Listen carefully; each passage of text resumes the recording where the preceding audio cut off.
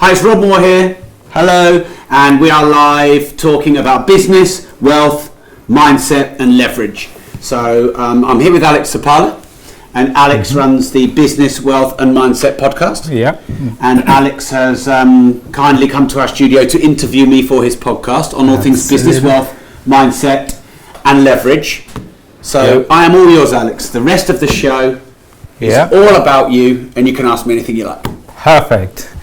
Well, first of all, thank you very much, Rob, for agreeing to come on the podcast. Agreeing to come to my studio in my office. It's my pleasure. Brilliant. Thank you.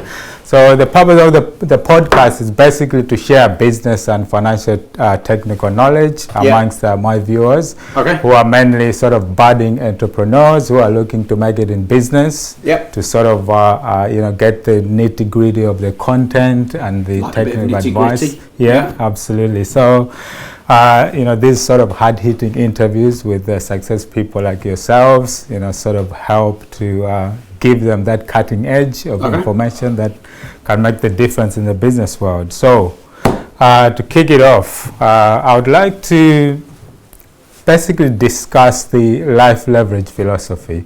And in particular, this comes from your book, obviously. So, this is a topic that's close to your heart. Sure.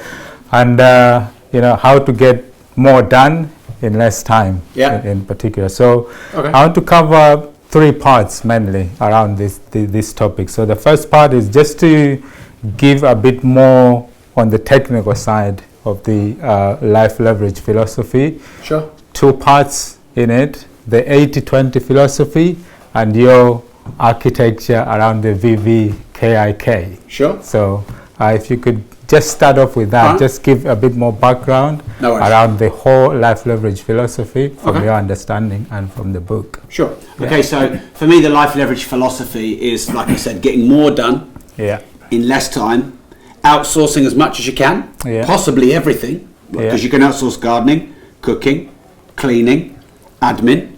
You can outsource a lot of things. You can even outsource shopping. As you can see, I clearly outsourced my shopping. And living your ideal or mobile lifestyle.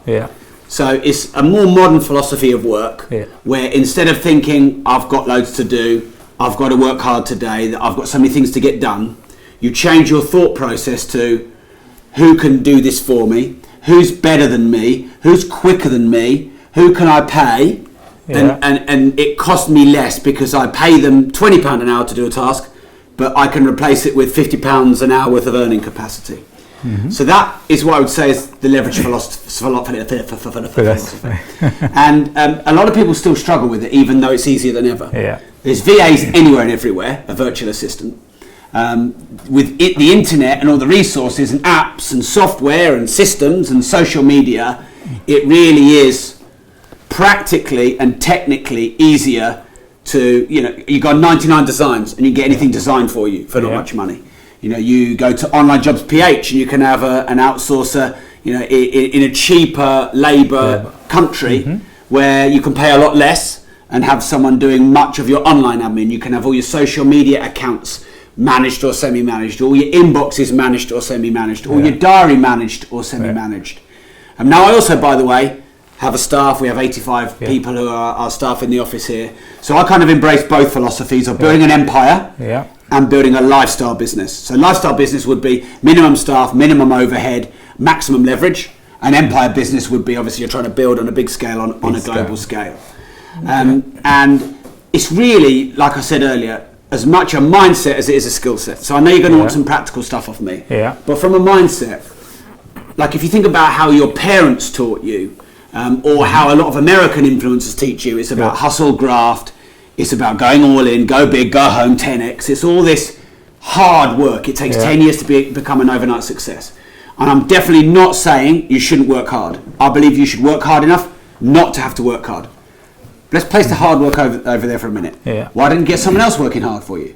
Why don't you get someone else who's more skilled in the area that you're trying to get figured out so that they could do it in much less time than you, making much less mistakes? Who says you have to work hard? If you play smart and get others working hard for you, you can be the person that works the least hard. Also, I believe when you create your own enterprise, company, lifestyle business, Your best role is strategy, is vision, is being the creator, the innovator, the ideator. And that's not hard work. Yeah. That's hard thinking. But hard thinking, you need an empty brain, which means you need to walk more, you need to meditate more, you need to rest more, you need to be on your own more, you need to be having good conversations with people, you need to do social stuff, you need to turn off as well as switch on. And all of that stuff is not hard graft. It's almost the opposite of hard graft to allow the ideas and the strategy to come in. So it is a complete rethink for a lot of hard-working one-man band entrepreneurs. Yes, that's actually quite of the philosophy and the mindset which I picked up from the audiobook. Understanding that mindset. And a lot of it has been instilled by our parents. Yeah. You've got to go and work hard. You've got to work harder than everyone else. I'm not sure that I agree with that. I think you've got to work smarter than everyone else. You've got to outthink everyone else. You've got to outfox everyone else. You've got to outcreate everyone else.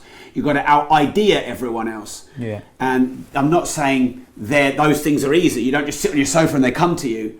But Steve Jobs was famous for having meetings on going on long walks. And a lot of people get ideas through meditation or having space in your diary and not just task after task after task after task. Yeah. When you're working too hard, you make mistakes. When you're working too hard, you get stressed and overwhelmed and burned out. And all those things don't have to happen. And labour for you is cheaper than it's ever been because it's remote and because we can access a world labour force, not just a local labour force. Yeah. So you wanted me to talk specifically about 80-20 and VVKI. Yes, But I guess in broader terms, when you look at the leverage philosophy, you've got the various parts. For example, you're leveraging people, you're leveraging your capital and software and systems, which is some of the parts that you've mentioned. That's a very good point. You can leverage bank finance, JV finance. Yeah. You can leverage other people's ideas. You can leverage Facebook groups of niches to come up with crowdsourced ideas for products and services. So there's way more than just people you can leverage. Yeah, okay. So specifically getting into more of the technical detail, which is pretty much outlined in your book as well, but just to give us the summary of the 80-20 principle. Sure, so that wasn't a principle I came up with, that was Pareto's principle. So 80% of the benefit usually comes from 20% of the time and reverse. So if you think about the money you make in your company, 80% of the money might come from 20% of the customers. If you think about the wear on your tyres of your car, 80% of the wear is in 20% of the areas, 80% of the baldness is in 20% of the areas, 80% of the wear on the carpet is in 20% of the areas. You get 80% of your good ideas 20% of the time. You wear 80% of your clothes 20% of the time, and 20% of your clothes 80% of the time. Ask your wife, who's got a load of clothes in the wardrobe still with the labels on, probably wears 20% of her wardrobe 8% of the time. I know I wear 20% of my clothes 80% of the time. I wear 20% of my watches 80% of the time. There seems to be this like almost universal 80-20 principle. So I tried to apply it to leverage, which is maybe instead of working 80% for your 20%, what if you could work 20% for your 80% and almost inverse it? So imagine if you could get rid of 80% of your tasks that bring in 20% of the money, and you just do 20% of your tasks that bring in 20% of the money, but you duplicate and triplicate those 20% tasks. So you bring in 200%, 300%, 400% worth of money. And I know it's to a certain degree trying to change the universal law of 80-20, but I think it's possible. So for example, if 80% of your revenue comes from doing sales calls and you do 10 a week and the rest of the time you're doing admin, outsource some of the admin and do 20 a week. Double the amount of time. So now you're only on 40% of your time. But in order to double that time, you need to free up the 80% of your time when you're doing admin. But a lot of that 80% time that's dead is not just admin, it's procrastination, it's wasting time, it's overwhelm, it's surfing on the internet and social media and taking breaks between tasks and psyching yourself up to do tasks and task jumping and starting and stopping and starting and stopping. And all of that is in the 80%. And imagine if you just got rid of half of that, how much more effective you'd be, how much more money you could earn. Now, here's the paradox. A lot of people feel like, well, look, I can't afford to pay for staff or outsourcers or VAs or any admin until I make more money. But the reality is, if they outsource now, they free the time so they can put more income generating tasks in that time. So it's really weird, because in the book, out of all the stuff that I wrote that I thought was good, there was one section that people seemed to enjoy the most, and that was personal life leverage. And I talked to people about getting a cleaner once a week and paying them £15 to clean your house, and getting a gardener once a month and paying them 30 quid to do your hedges and your lawn, and getting a cook in twice a week to cook 2 meals a night, and you might pay 30 or 40 quid. But then, of course, they can cook meals for the rest of the week and put them in Tupperware, and you can freeze them.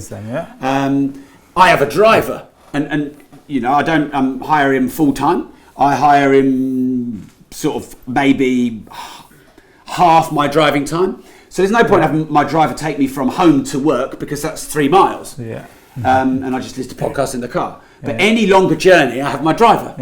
And if I pay him 150, 200 quid for a there and back journey plus waiting, I can probably get £1,000 to £5,000 worth of work done in the back of the car. I work much better in the back of the car than I do in the office, because there's no distractions in the back of the car. So if you start doing it in your personal life, you might only have to pay 30, 40, 50 quid a week and get some of your cleaning and some of your cooking and some of your ironing and some of your gardening done. And that could save you 10 hours a week. Now, if you earn £50 a week, you've saved yourself 500 quid and you paid 100 quid. But if you earn £2,000 a week, and so, you know, 10 hours, let's say that's a quarter of your working week, you've just liberated £500 worth of working time. So people have got to reverse how they think. They think, I'll be able to outsource and leverage when I can afford it. But not doing it is stopping you affording it. Because the non-income generating task, which is 80% of the time, is eating up the time where you could do income generating tasks. Good. Okay. So that's 80-20. Yeah, perfect. Now, going back to the architecture of the life leverage philosophy, which in your book you outline it as under the VVKI. So can you just elaborate a bit on that, how that breaks down into the whole architecture and understanding and the philosophy in life leverage? So to fully create a life leverage philosophy system for your business and your life, I believe there are 5 main elements. So the first V of VVKI is your vision. You know, what is it that you want for your life? Do you want to be able to travel a lot? Do you want to work on your laptop anywhere in the world? Do you want to build an empire or a lifestyle business? Or do you want to be a career-driven person in a role, but, you know, go to the top of the career? Do you want to be local, national, or global? And that is really important, because everything cascades down from your vision. And a lot of people start a business accidentally, or start a business because they thought they liked the product, but they didn't have a vision. So once you're clear on your vision, local, national, global, lifestyle or empire, short-term or long-term, e-commerce or retail or whatever it is, and the difference you want to make on the planet, then you can break it down into what are your values. So that's the second V, your values. Your values are the most important thing to you in your life or your company's existence. So my 3 core company values for Progressive are progressive, innovative and personal. So everything we do needs to be progressive, it needs to be innovative, and it needs to be personal, which means we try to innovate, we try to be creative, we try to be inclusive, we try to be accessible. You know, whenever you contact anyone at Progressive, you do not get an e-ticket, you do not wait for 3 or 4 weeks to get someone to come back to you online. There's no automated bots or anything like that. It's very personal. You can often get access to me, frequently get access to me. So that you want to think about what the values are, how you live towards your vision. Then the first K is key result areas. And your key result areas are the 3 or 5 or 7 key areas that you do in your business that make the biggest impact that you can make. So in the early days for me, my key result areas were doing the web design, doing the sales, doing the marketing, and doing the writing of the books and the articles. Mark's key result areas were buying property, managing property, and raising finance. Now I have people to design the website. I have designed webs. I'm a spider. I have people to write or help me write. I still write in my voice, but I have a lot of people that help me write. I have people to do my sales. I have people to do my marketing. So my key result areas have become strategy, vision, partnerships, collaborations. Some of my bigger keynote speakers and my speeches and my personal brand. So you can increase the power, effectiveness and reach of your key result areas as you grow your business, and you should evaluate them every 6 to 12 months. Essentially, the key result areas are the things that are going to get you to deliver your vision the quickest. And sometimes they are income generating. So the I, VVKI, the I is income generating tasks. So they are clearly, let's say you've got 15 tasks a day. If we go 80-20 principle, 3-4 of them, they're going to generate income. They're sales calls, they're partnerships, they're chasing invoices, whatever, creating new products. But then the rest of them are going to be supporting the income generation. So the admin, the technical, the support, the coding, the systems, the architecture, whatever else. So in an ideal world, you spend more than 20% of your time on income generating tasks. And sometimes income generating tasks and key result areas are the same. But sometimes they're different. For example, I do a lot on social media to build my personal brand. And that is not directly income generating. But I probably have 20 million, just over 20 million of top line revenue across all my assets.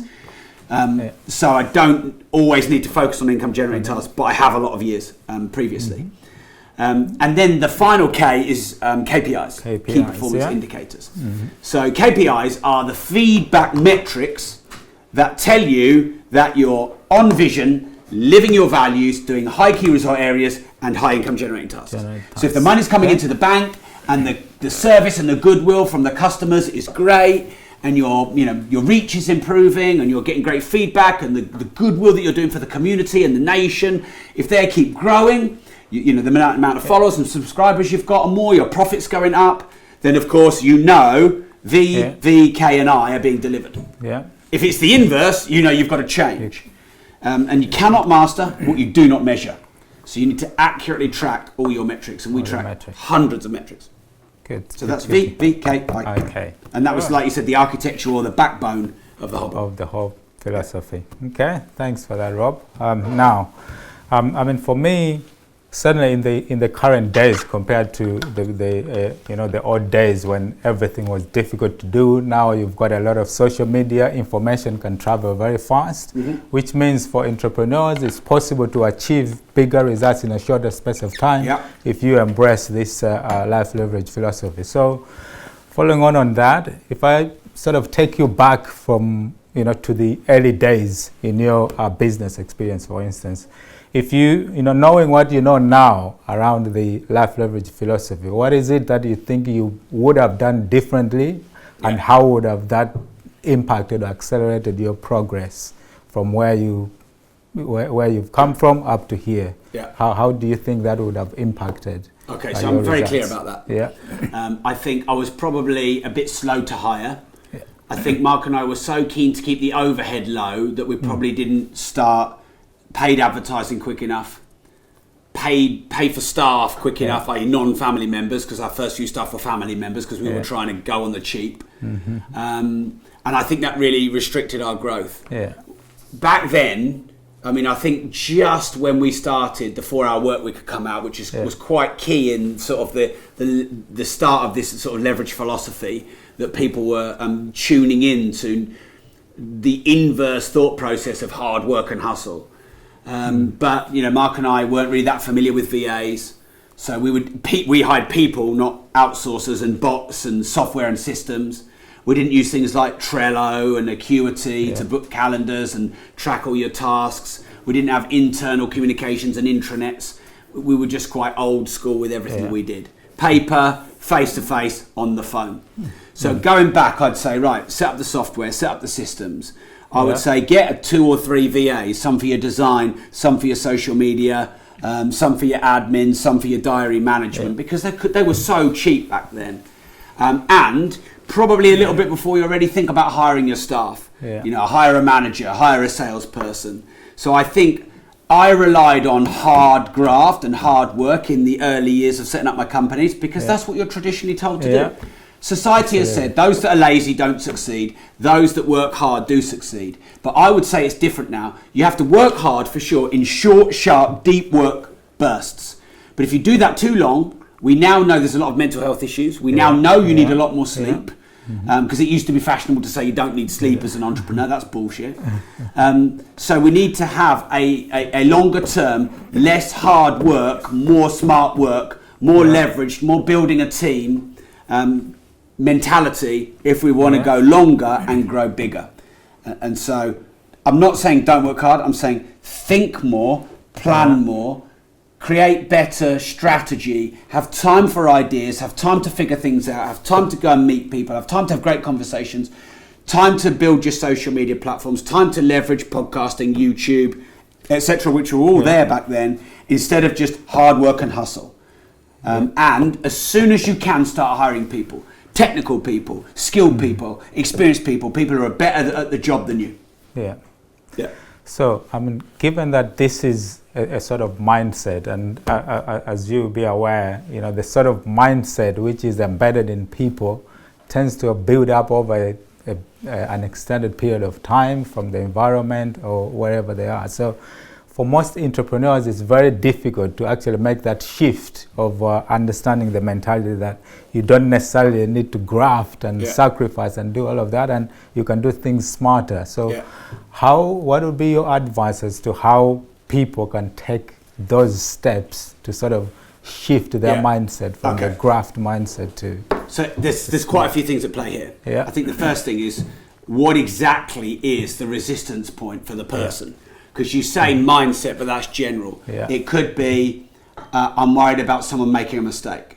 It could be, I'm worried about them taking my IP and setting up in competition. It could be that I don't want to spend time training someone who might leave. It could be that I feel so busy I haven't got time to hire someone, train someone, and have to support someone. It could just be that if you want a job done properly, do it yourself, because that's what a lot of our older generation used to say to us. So I've just given you 5 different examples there of why people might resist leverage. So I'm going to look at some of those. So instead of thinking, if you want something done properly, do it yourself, why don't you think, if you want something done properly, hire someone who's really good at it to do it? Like, I wouldn't try to design my own clothes, I wouldn't try to make my own watch, I wouldn't try to cook my own dinner, because I can't do all of those. So it makes sense to me to buy a watch from Audemars Piguet, to buy clothes from Givenchy and Alexander McQueen, and to have my mum or a chef or a housekeeper or my wife, and when I say have, they've got to want to do it. I'm not that old-fashioned, I don't make them do it. But sometimes my mum cooks, she comes over and sees the kids, sometimes my housekeeper cooks, sometimes my wife cooks, and they're much better at it than me. So actually I should probably not talk about mums and wives, I should probably just talk about but I've got a systems architect upstairs who's way better at systems architecture than me. Kieran here is way better than Instagram at me. Harry back there is way better at video editing and AV than me. Tom there is head of our innovation, he's better at heading up innovation than me. The sales team are better than me at selling, the marketing team are better than me at marketing, the finance team are better than me at finance, my PA is better at organising shit, my MD is much better at prioritising and sort of managing the general operations, my head of events is better at running events. Now, in the old days, I did all of that, and I did none of it very well because I was spinning all those plates, doing none of it well. So, if you want a job done, give it to someone who's better. The next thing is, if I train someone up, they might set up in competition. Well, they'll set up in competition anyway. And if you train them up, they'll always credit you for training them. So I've probably trained half of the property trainers in the UK. I mean, it's probably not an exaggeration over the years. But as long as I've got a good relationship still with them, they cannot deny I trained them. Would I rather have trained my competition or not train my competition? I would rather have trained my competition. So the next thing is, well, I'm too busy doing my stuff to train them. Well, if you're too busy to do your stuff to train them, you'll never train anyone, and you'll just get busier and busier and busier until you get overwhelmed, stressed, and have a burnout or a breakdown. So actually, you've got to do less to achieve more. Do less of your own work and do more of training and leveraging to others. The next thing is, how much do you want to get done? Because let's say you work 12 hours a day, 6 days a week. So what's 12 times 6? 72. You can get 72 hours of work done a week. But let's say you had 10 people doing 7.2 hours worth of work, then you get 72 hours worth of work done, and you might not have to work 10 hours. 10 hours, If 10 people do 40 hours a week, you've got 400 hours plus your hours. So the more people you have working for you and with you, the more you can actually do. Generally, people can be better at the job than you, because I've found great entrepreneurs are generalists, and what they do, great entrepreneurs generalize about strategy, about vision, about sales, about marketing, about HR, about culture. They know a bit of it all, but then they hire technical specialist experts. So, you know, you have a head of HR, you have a head of finance, you have an MD, an ops manager, a head of sales, and all of those are better at that job than me. And I know a bit about each one of those roles, but they're specialists at it. I like to think about collaborations rather than working alone. And remember, all of this liberates my time to have a better lifestyle and be in it for the longer term and to have time for ideas and people. Because people just think business is about creating a product or service and selling it and making a profit. But it's actually about people. It's about partnerships, collaborations, trust, goodwill. And a lot of that is around the meetings you have with people. You know, when you create partnerships and collaborations, they take time. And you have to meet people and see people and talk to people and communicate with people. But your brain goes, that's not hard work, because you perceive hard work as graft. That's not graft, that's craft. So the leader of the business and the lifestyle philosophy is more craft than graft. Yeah.